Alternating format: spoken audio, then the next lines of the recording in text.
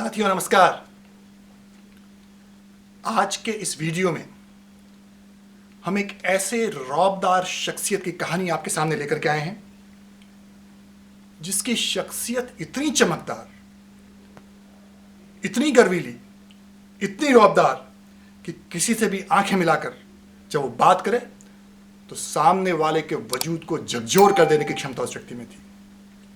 और ये कहानी है भारत के भूतपूर्व फील्ड मार्शल सैम मानेकशॉ की। साथियों, इस वीडियो में सैम मानेकशॉ और श्रीमती इंदिरा गांधी, इनकी 3 मुलाकातों का हम वर्णन करने जा रहे हैं। 3 मुलाकातों का, और किस तरह की मुलाकातें हुई आप स्वयं भी देख करके सुन करके आश्चर्यचकित हो जाएंगे। साथियों, इंदिरा जी स्वयं एक बहुत भव्य व्यक्तित्व वाली महिला थी और उनके सामने सैम मानेकशॉ, वो भी एक रौबदार व्यक्तित्व वाले व्यक्ति। तो आइए देखते हैं 3 मुलाकातें किस किस से मुलाकातें हुई और उसका अंतिम परिणाम क्या रहा। पहली मुलाकात साथियों, मार्च 1971, पूर्वी बंगाल जिसे आज बांग्लादेश कहते हैं, भयंकर विद्रोह हो गया वहां पर, सैन्य विद्रोह। लाखों शरणार्थी आसाम में, त्रिपुरा में आने लग गए वहां से। अप्रैल में श्रीमती इंदिरा गांधी पूरे कैबिनेट की मीटिंग बुलाती है, और जब कैबिनेट की मीटिंग बुलाती है तो उसमें सैम मानेकशॉ को भी आमंत्रित किया जाता है। और जब सैम मानेकशॉ को आमंत्रित किया जाता है, जब सारे मंत्री अपनी बातचीत कर चुके होते हैं, तो इंदिरा गांधी सैम मानेकशॉ से पूछती है, सैम, आर यू रेडी? तुम्हारी तैयारियां कैसी है? उनका इशारा था कि अगर भारत आक्रमण करे तो तुम्हारी तैयारियां कैसी है? सैम मानेकशॉ ने कहा, मैडम, इस मामले से मेरा कोई लेना देना नहीं है, इस मामले से मेरा कोई लेना देना नहीं है। सभी मंत्रिमंडल के सदस्य आश्चर्यचकित होकर सैम मानेकशॉ की तरफ देखने लग गए।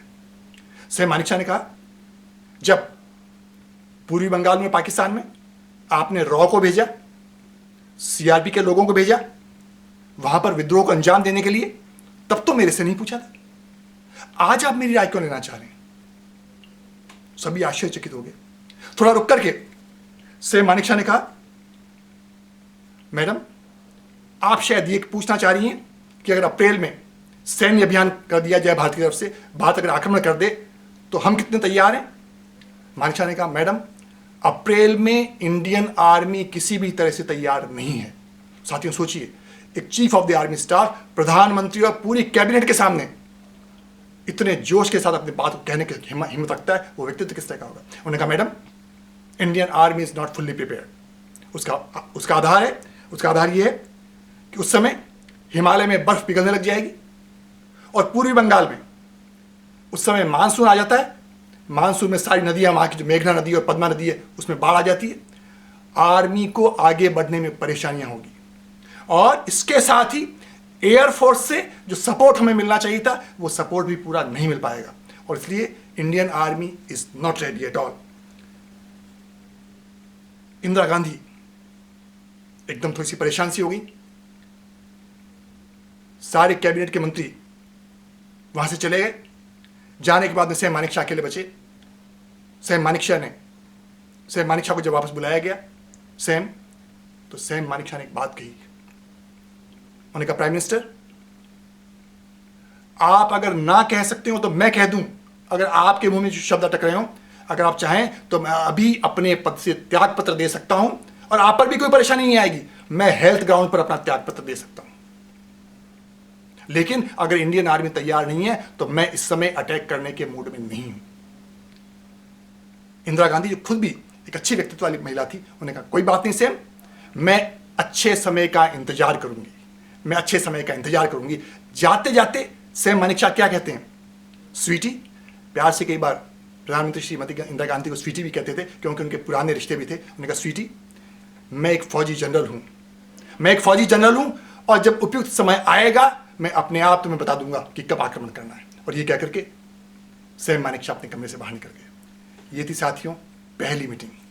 अब आइए मैं दूसरी मीटिंग के बारे में बताता हूं।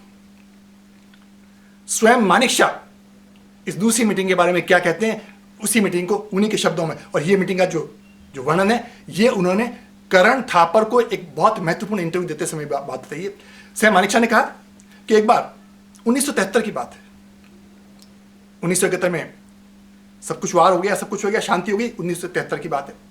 सैम मानेकशॉ ने कहा मैं अपने आर्मी ऑफिस में बैठा हुआ था, अचानक श्रीमती इंदिरा गांधी का डायरेक्ट कॉल मेरे पास आया, जिसमें कोई भी सेक्रेटरी नहीं, डायरेक्ट कॉल मेरे पास आया और मिसेस गांधी ने कहा,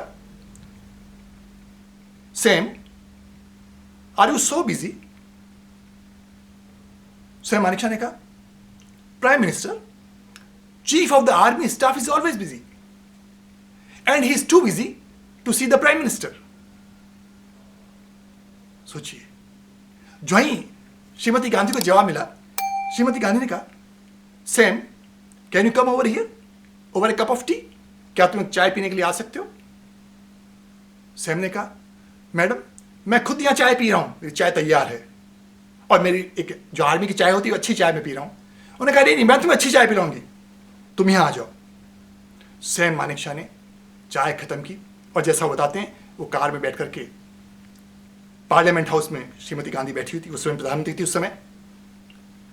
सैम मानेकशॉ कहते हैं कि जब मैं प्रधानमंत्री के कमरे में गया, घुसा, तो प्रधानमंत्री जी एक चिंता की मुद्रा में बैठी हुई थी और वो आंखों को इस तरह से मसल रही थी यूं करते हुए। सैम मानेकशॉ ने प्रधानमंत्री से पूछा, prime minister do you have any problem? Indira Gandhi ने कहा, yes I have the problem. Manekshaw ने कहा, what is the problem? What is the problem? Indira Gandhi ने कहा, you are the problem, you are the problem. Sam Manekshaw कहते हैं 2 सेकंड तक तो मैं चौंक गया। 2 सेकंड के बाद में मैंने कहा, then what is the problem? Shrimati Gandhi ने कहा, there is a rumour that you are going to take over me. ऐसी अफवाह है इस समय देश में कि तुम मेरा तख्ता पलट करके खुद प्रधानमंत्री बनना चाहते हो। सैम ने कहा, और सैम बोले नहीं, उसके पहले मिसेस गांधी ने कहा, but you can't, but you can't. Sam का जवाब सुनिए। सैम मानेकशॉ ने कहा, prime minister do you think that I am so much incompetent? जो ही सैम ने यह जवाब दिया, do you think that I am so much incompetent, इसका मतलब क्या आप सोचते हो मैं इतना इनकॉम्पिटेंट हूं कि अब चाहने के बाद मैं तख्ता नहीं पलट सकता? मिसेस गांधी ने फिर अपने वाक्य को बदल के कहा, but you won't, you won't. जो ही प्रधानमंत्री ने कहा, यू वुंट, सैम ने कहा, मैडम, सैम का अपने शब्दों में कहते हैं कि मेरी नाक बहुत तीखी थी। श्रीमती गांधी की भी नाक बहुत तेज थी, तीखी थी, और मेरी नाक उससे भी ज्यादा तीखी थी, और मैं प्रधानमंत्री की नाक के बिल्कुल पास में अपनी नाक को ले जा करके मैंने प्रधानमंत्री को कहा, मैडम मेरी बेटी एक कहानी सुनाती थी, और वो कहानी मैं आज आपको सुना रहा हूं, जिगलर, वो मुझे स्टेटमेंट देती थी कि पापा you mind your own business and I will mind my own business. You must kiss your own sweetheart and I will kiss my own sweetheart. When I will not interfere in your politics and prime minister you will also not interfere in my army affairs also. सोचिए साथियों, किस तरह का व्यक्तित्व होगा जो प्रधानमंत्री की आंखों में आंखें मिलाकर इस तरह की बात करने की क्षमता रखता है। यह कहकर के सैम मानेकशॉ प्रधानमंत्री के कमरे से बाहर चले गए। यह उनकी दूसरी मीटिंग थी। और तीसरी मीटिंग फिर 1974 में प्रधानमंत्री ने उनको बुलवाया, प्रधानमंत्री ने सैम मानेकशॉ को बुलवाया और सैम मानेकशॉ का, Sam would you like to accept the offer of India's high commissioner to UK? क्या तुम यूके में इंडिया के हाई कमिश्नर बन के जाना चाहोगे? उन्होंने कहा, नो मैडम, क्योंकि जब मैं chief of the army staff बना था तब मैंने एक शपथ ली थी कि मैं अब सरकार का कोई भी ऑफर या किसी भी सरकारी पद को स्वीकार नहीं करूंगा, और आज भी मैं उस ओथ को उसी तरह से इंटैक्ट रखना चाहता हूं। साथियों, आजकल के जमाने में छोटा सा भी पद मिलता है, आदमी दौड़ा हुआ चला जाता है। Indian high commissioner to the UK, उस ऑफर को सैम मानेकशॉ ने ठुकरा दिया। तो उसी समय 2 मिनट बाद मिसेस गांधी ने कहा, एक काम करते हैं, महाराष्ट्र का गवर्नर तुम्हें आपको बना देते हैं। और इंदिरा गांधी ने एक बात और कही कि महाराष्ट्र में काफी पारसी भी हैं, तो तुम्हारा रौब भी वहां पड़ जाएगा। सैम मानेकशॉ ने कहा कि मुझे लाट साहब कहने का मुझे लाट साहब कहलवाने का किसी भी तरह का मुझे शौक नहीं मैडम, मैं इस पद को भी स्वीकार नहीं करना चाहता। तो कहते हैं इंदिरा गांधी ने कहा कि तो फिर सैम तुमने फील्ड मार्शल की ऑफर को कैसे एक्सेप्ट कर लिया? तो उन्होंने कहा acceptance of field marshal was my birth right, ये मेरा बर्थ राइट था क्योंकि आर्मी की पोस्ट थी इसलिए मैंने एक्सेप्ट करी थी मैडम, लेकिन मैं आगे की इन दोनों की में से किसी भी ऑफर को मैं स्वीकार नहीं करूंगा। साथियों, किस तरह की शख्सियत होती हैं, इसीलिए मैंने आपको कहा कि आज की शख्सियत से हम मुलाकात कर रहे हैं। आज की जहां पर चारों तरफ हमें अंधेरा अंधेरा नजर आता है, चारों तरफ नेगेटिविटी नजर आती है, ऐसे में इस तरह के उदाहरण ऐसा लगता है कि हमारे गले में जैसे किसी ने ताबीज बांधा हो कि आने वाली किसी भी निराशा, आने वाली किसी भी नेगेटिविटी से हम किस तरह से पार पा सकते हैं। सैम मानेकशॉ के इस तरह के उदाहरण हमें रोशनी की किरण देते हैं। और इसी संदर्भ में साथियों, मुझे बाल कवि वैरागी की वो पंक्तियां बड़ी सटीक नजर आती है जब उन्होंने एक बार कहा कि मत करो परवाह कि कोई क्या कहेगा, मत करो परवाह कि कोई क्या कहेगा, और इस तरह तो वक्त का दुश्मन सदा निर्भय रहेगा। कि सब्र का यह बांध तुमने पूछकर किससे बनाया, सब्र का यह बांध तुमने पूछकर किससे बनाया, और कौन है जिसने तुम्हें इतना सहन करना सिखाया, कौन है जिसने तुम्हें इतना सहन करना सिखाया। और तोड़ दो ये बांध और बहने दो नदी को, और दांव पर सब कुछ लगाकर धन्य कर दो इस सदी को। तो साथियों, अगले सप्ताह फिर एक नए एपिसोड के साथ आपके समक्ष उपस्थित होऊंगा। तब तक लिए जय हिंद, नमस्कार।